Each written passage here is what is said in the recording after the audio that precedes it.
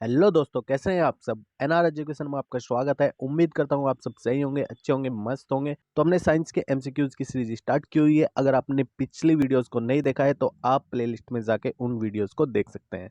तो चलिए शुरू करते हैं आज के एमसीक्यूज का ब्रेकडाउन। क्वेश्चन फर्स्ट है, निम्नलिखित में से कौन सा नाइट्रोजन और फास्फोरस की उच्च सांद्रता के कारण होता है। मतलब नाइट्रोजन फास्फोरस की जो हायर कंसेंट्रेशन होती है, इनमें से किसके कारण होती है भाई, उस प्रोसेस को क्या बोलते हैं। ठीक है, तो वो होता है यूट्रोफिकेशन। अब यूट्रोफिकेशन क्या होता है, इसमें जो भी वाटर बॉडीज होती है, तो वाटर बॉडीज में क्या होता है, नाइट्रोजन और फास्फोरस के जो मिनरल्स होते हैं उनकी क्वांटिटी उसमें इंक्रीज हो जाती है। अब देखो, ऐसा होने से क्या होता है, जो एल्गी होती है उनके डेड होने के चांसेस बहुत ज़्यादा हो जाते हैं।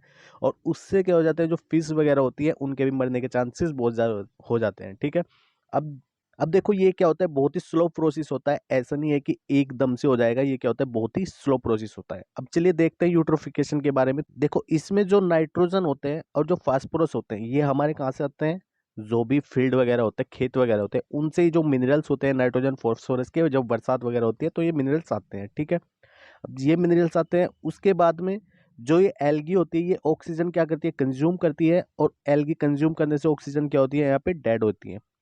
ठीक है, अब ऑक्सीजन यहाँ पे क्या हो जाती है, लैक होने लग जाता है, जिससे जो फिशिस वगैरह हो जाते हैं उसके क्या होते हैं, उनको सांस लेने में थोड़ी दिक्कत होने लगती है, जिससे उनके मरने के चांसेस क्या हो जाते हैं, बहुत ज़्यादा। ठीक है, अगर हार्डनेस की बात करें, ठीक है, तो हार्डनेस के लिए कौन कौन से, एक तो कैल्शियम होता है, एक मैग्नीशियम होता है, यही हार्डनेस बढ़ाते हैं। किसी भी चीज़ की हार्डनेस बढ़ानी होती है हमें, किसी भी कंपाउंड की, तो उसमें कैल्शियम और मैग्नीशियम होना बहुत ज़रूरी है। ठीक है, अब इसके लिए कौन सा प्रोसेस होता है, वो होता है टेम्परिंग प्रोसेस। भाई टेम्परिंग प्रोसेस के थ्रू हम किसी की भी हार्डनेस को बढ़ा सकते हैं। उसके बाद एल्केनिटी क्या होता है, एल्केनिटी होता है अक्षारीयता, जो होते हैं बेस होते हैं हमारे। ठीक है, उसकी प्रॉपर्टी से बस थोड़ा सा डिफरेंट है। इसमें क्या होता है कि वाटर में हम कितना उसमें एसिड मिला रहे हैं, जिससे उसके पीएच वैल्यू में कोई भी चेंज ना आए, तो उसको क्या बोलते हैं, एल्केनिटी बोलते हैं। उसके बाद होती है एसिडिटी। एसिडिटी आपको पता ही है, पीएच वैल्यू जिसकी क्या होगी, 7 से कम होगी, तो उसको हम क्या बोलते हैं, एसिड बोलते हैं। नेक्स्ट क्वेश्चन देखते हैं, slow eating away of iron article in the presence of moist air is cold. यानी कि नम हवा की उपस्थिति में लोहे की वस्तुओं का धीरे धीरे नष्ट होना क्या कहलाता है। भाई उस चीज को क्या बोलते हैं, मतलब जो लोहा होता है वो थोड़ा तो क्या होने लगता है, जंग लगने लगता है, उसको उसको क्या बोला जाता है, रस्टिंग बोलते हैं। ठीक है, तो उसको क्या बोलते हैं, रस्टिंग। अब गैल्वेनाइजिंग क्या होती है, गैल्वेनाइजिंग में जो जिंक होता है, जिंक की क्या करते हैं, हम लेयर चढ़ाते हैं किसी आयरन पे। ठीक है, किसी लोहे पे जिंक की क्या करते हैं, लेयर चढ़ाई जाती है, और उसका जो जिंक बात होता है उसका टेम्परेचर कितना मेंटेन रखते हैं हम, 450 डिग्री सेंटीग्रेड से 460 डिग्री सेंटीग्रेड इसको मेंटेन रखा गया। ये क्रिस्टलीकरण क्या होता है, क्रिस्टलीकरण होता है जैसे कि सॉलिड होता है अगर, ठीक है, ये सॉलिड किसी भी लिक्विड में अगर मिक्सड है, ठीक है, सॉलिड किसी लिक्विड में क्या है, मिक्स है, तो उनको सेपरेट करने को क्या बोलते हैं, हम क्रिस्टलीकरण बोलते हैं। न्यूट्रलाइजेशन, न्यूट्रलाइजेशन क्या होता है भाई, न्यूट्रलाइजेशन आपको पता ही है क्या होता है। जैसे कोई भी जैसे किसी भी कोई भी केमिकल है, तो वो क्या है, ना तो एसिड है और ना ही बेस है। मतलब वो क्या है, न्यूट्रल है, उसकी ना ही एसिडिटी शो कर रहा है वो प्रॉपर्टी, ना ही बेसिक प्रॉपर्टी शो कर रहा है, तो वो क्या होता है, न्यूट्रलाइजेशन होता है। ठीक है, नेक्स्ट क्वेश्चन है, the manufacture of iron from iron ore. मतलब आयरन ओर से क्या बना रहे हैं, हम आयरन निकाल रहे हैं। ठीक है, आयरन ओर से क्या बना रहे हैं, आयरन बना रहे हैं, तो उसमें कौन सा प्रोसेस यूज करते हैं इनमें से, तो वो होता है प्रोसेस रिडक्शन। ठीक है, रिडक्शन कैसे होता है, देखो जो आयरन होते हैं, वो जो भी आयरन ओर होते हैं वे क्या होते हैं, ऑक्साइड्स होते हैं। अब जो ये ऑक्साइड्स होता है, इनमें से केवल ऑक्सीजन को निकालना है हमें। ठीक है, अब ऑक्सीजन को निकालना ही क्या कहलाता है, रिडक्शन कहलाता है। ऑक्सीजन का अगर ऐड होगा, तो ऑक्सीजन के ऐड को क्या बोलते हैं, हम ऑक्सीडेशन बोलते हैं। अगर ऑक्सीजन का क्या होगा, रिडक्शन होगा, तो उसको क्या बोलेंगे, रिडक्शन बोलेंगे। ठीक है भाई, नेक्स्ट क्वेश्चन है, which one of the following is a condition of delayed blood clothing. मतलब जो ब्लड क्लॉथिंग वगैरह होती है उसमें डिले होने लग, कंडीशन को क्या बोलते हैं। ठीक है, मतलब वो कंडीशन क्या होती है जिससे कि ब्लड क्लॉथिंग हमारी डिले हो जाती है, तो वो प्रोसेस कौन सा होता है, वो होता है हीमोफीलिया। ठीक है, अब हीमोफीलिया में ये ब्लड क्लॉथिंग होती कैसे है हमारी, इसके लिए क्या क्या होते हैं, एक तो प्लेटलेट्स हमारी काम करती है। ठीक है, एक तो प्लेटलेट्स होती है, उसके बाद में जो प्रोटीन होते हैं, प्रोटीन किसमें भी, प्लाज्मा में, जो प्लाज्मा में प्रोटीन होते हैं ये हेल्प करते हैं भाई ब्लड क्लॉथिंग के लिए। तो आंसर कौन सा होगा, हीमोफीलिया। नेक्स्ट है which electromagnetic radiation is used for satellite communication. Satellite communication के लिए इनमें से कौन सी रेडिएशन का यूज किया जाता है? तो वो रेडिएशन होती है कौन सी? माइक्रोवेव। ठीक है, माइक्रोवेव का ही सैटेलाइट में कम्युनिकेशन में यूज किया जाता है। अब देखो इनसे रिलेटेड एक पॉइंट देखते हैं। अब देखो सबसे जो मोस्टली क्वेश्चन पूछा जाता है वो पूछा जाता है जो एक्सरे होती है वो कौन कौन सी रेज के बीच में लाई करती है। तो कौन कौन सी के बीच में है भाई? गामा रेज के और अल्ट्रावायलेट के रेज में। ठीक है, उसके बाद में इसमें क्वेश्चन पूछा जाता है जो सबसे कम वेवलेंथ होती है वो किसकी होती है? गामा रेज की वेवलेंथ सबसे कम होती है, एक्सरे की उससे भी कम होती है, वो सॉरी एक्सरे की उससे ज़्यादा होती है, और अल्ट्रावायलेट की एक्सरे से ज़्यादा होती है। मतलब ये ऐसे क्या है सीक्वेंस है, इधर कम है और इधर क्या है ज़्यादा है। किस चीज़ के बारे में बात कर रहे हैं हम? वेवलेंथ के बारे में। ठीक है, अब इसमें और जो पूछा जाता है जो विजिबल लाइट होती है, विजिबल लाइट किस रेंज में होती है? तो ये होती है 380 से 750 नैनोमीटर की रेंज में। अब देखो जिसकी वेवलेंथ क्या होगी? शॉर्ट होगी। ठीक है, उसकी एनर्जी क्या होगी? हाई होगी। वेवलेंथ जिसकी शॉर्ट है उसकी एनर्जी क्या होगी? हाई होगी, और जिसकी लॉन्ग है वेवलेंथ उसकी एनर्जी क्या होगी? लो। नेक्स्ट है which of these wave has the smallest wave. अब देखो इसमें बताना है स्मॉलेस्ट वेवलेंथ किसकी होगी। ठीक है, इंफ्रारेड की, विजिबल लाइट की, रेडियो वेव की, या फिर एक्सरे की। तो भाई एक्सरे क्या कर रहा है इस ग्राफ में? इस ग्राफ में एक्सरे ही इन सब से क्या आ रहा है? पहले आ रहा है। इसका मतलब एक्सरे की वेवलेंथ क्या है? कम है इन सब बाकियों से। ठीक है, तो इस टाइप के क्वेश्चंस क्या है बहुत सारे उस चार्ट से पूछ लिए जाते हैं, तो आप उसको है ना रिमाइंड रखें। नेक्स्ट क्वेश्चन है solar cell work on the principle of. जो सोलर सेल होता है वो कौन से प्रिंसिपल पे काम करता है? ठीक है, तो भाई वो प्रिंसिपल होता है फोटोवोल्टेइक इफेक्ट। तो फोटोवोल्टेइक इफेक्ट क्या होता है ये देखो। सबसे पहले तो समझो जो सोलर सेल होते हैं इनको क्या बोलते हैं हम? पीवी सेल भी बोलते हैं, फोटोवोल्टेइक सेल। ठीक है, अब ये क्या होता है? इलेक्ट्रॉनिक डिवाइस है। अब इलेक्ट्रॉनिक डिवाइस है तो इनका काम क्या है?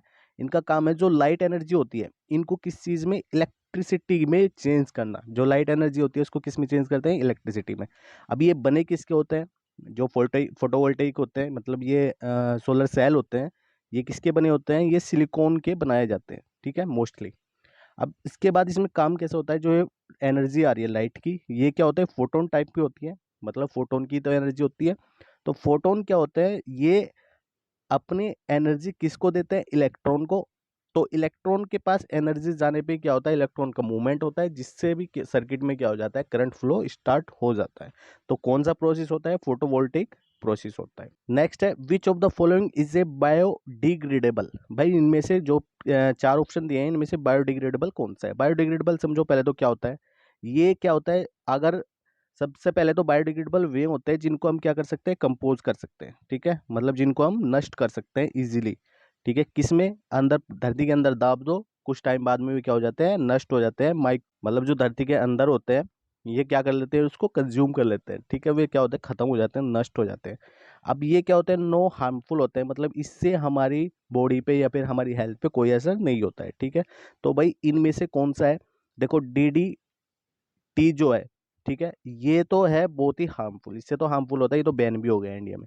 उसके बाद एल्यूमिनियम है, इसको भी नहीं कर सकते भाई हम। प्लास्टिक को तो बिल्कुल भी नष्ट नहीं कर सकते। तो पेपर, तो पेपर ही एक इसमें ऑप्शन ऐसा दिया हुआ है जिसको हम कंप्लीटली क्या कर सकते हैं? बायोडिग्रेडेबल कर सकते हैं। ठीक है, अब देखो DDT के बारे में देखते हैं। ये क्या होता है भाई? ये होता है डाइक्लोरो डाइफिनाल और ट्राइक्लोराइड होता है। ठीक है, इसका रासायनिक सूत्र क्या बनेगा? C14H9 और Cl5, इसका है रासायनिक सूत्र ये। अब देखो इसको है ना इंडिया में 1972 में ही बैन कर दिया गया था। भाई बैन इसलिए किया गया था क्योंकि ये क्या था? हार्मफुल है बहुत। ठीक है, सभी के लिए, ह्यूमन के लिए, सभी जीवों के लिए, सबके लिए क्या है? हार्मफुल है। ठीक है, लेकिन इसको है ना केवल एक 2009 में चलाया गया था, एक साल बनाया गया था। ठीक है, इंडिया में। ठीक है, अगर हम चाइना की बात करेंगे तो 2007 में इसको चाइना में चलाया गया था एक बार। नेक्स्ट क्वेश्चन देखते हैं acid rain is caused due to pollution of atmosphere by. यानी कि एसिड रेन होती है वो किसकी वजह से होती है भाई? क्या होते हैं उसमें? ठीक है, अब देखो वे होते हैं ऑक्साइड्स होते हैं किसके? नाइट्रोजन या सल्फर के, ऑक्साइड ऑफ नाइट्रोजन फास्फोरस जी नहीं, और किसके होते हैं? नाइट्रोजन और सल्फर के ऑक्साइड होते हैं। ठीक है, तो ऑप्शन नंबर बी इसका करेक्ट रहेगा। अब देखो एसिड रेन कैसे होती है, वो कैसे इसको एसिड रेन बोला जाता है? जब भी ये ऑक्साइड होंगे नाइट्रोजन के और सल्फर के, तो ये क्या बनाते हैं? मॉइस्चर से, मतलब पानी से कनेक्ट करके ये बना देते हैं एसिड। एसिड कौन कौन से बना देते हैं? जो नाइट्रोजन है, नाइट्रोजन का जो ऑक्साइड है वो बनाता है HNO3, यानी कि नाइट्रिक एसिड, और जो सल्फर है ये बना देगा H2SO4, ठीक है। ये होता है सल्फ्यूरिक अम्ल।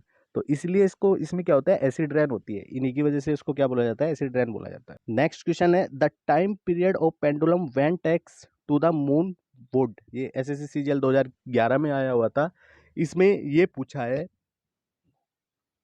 कि टाइम पीरियड क्या होगा भाई, अगर उसको किसी भी वस्तु को, ठीक है, जिस भी वस्तु के बारे में, पेंडुलम के बारे में बात चल रही है, उसको क्या करे अगर चांद पे ले जाए, ठीक है। तो देखो, अब टाइम पीरियड्स का जो फॉर्मूला होता है, टाइम पीरियड्स का फॉर्मूला होता है T=2π√L/g, ठीक है। ये होता है भाई टाइम पीरियड का। G4 क्या है, ग्रेविटेशनल कांस्टेंट है, ठीक है। अब अगर इसको मून पे ले जाएंगे तो मून पे जो G की वैल्यू होती है वो होती है, G की वैल्यू G/6 होती है। अब मून पे जो G की वैल्यू होती है, ठीक है, ये अर्थ की है, और जो मून पे हो जाएगी उसकी वैल्यू हो जाएगी इसके 26। तो यहाँ पे ग्रेविटी क्या हो रही है, कम हो रही है। तो ग्रेविटी यहाँ पे क्या है, कम है, यहाँ पे भी कम हो रही है। तो जब ये कम होगी तो इसका मतलब टी की वैल्यू क्या होगी, बढ़ेगी। ये क्या करेगी, इंक्रीज करेगी, मतलब टाइम पीरियड उसका क्या हो जाएगा, बढ़ जाएगा, मतलब क्या करेगा, इंक्रीज करेगा। नेक्स्ट बात करते हैं the least reactive element of the periodic table. तो जो लीस्ट रिएक्टिव एलिमेंट होता है, मतलब जो बिल्कुल बहुत ही कम क्या करता है, रिएक्ट करता है या फिर नहीं करता है बिल्कुल भी, तो वो कौन होते हैं, नोबल गैस होती है, ठीक है। इनको क्या बोलते हैं, इनर्ट गैस भी बोला जाता है। और इसके अलावा इनका जो इलेक्ट्रॉनिक विन्यास होता है वो लास्ट में क्या रहता है, कंप्लीट रहता है, ठीक है। इसलिए ये क्या होती है, किसी से भी रिएक्शन वगैरह नहीं करती है। अब इसमें कौन कौन सी आ जाती है, हीलियम आ जाती है, नियोन, ठीक है, आर्गन, और उसके बाद क्रिप्टन हो जाता है, और उसके बाद जीनान हो जाती है। तो ये सभी क्या है, इनर्ट गैस है। आई होप आपको इस वीडियो से बहुत कुछ सीखने को मिला होगा। तो मिलते हैं फिर नेक्स्ट वीडियो में, तब तक के लिए जय हिंद।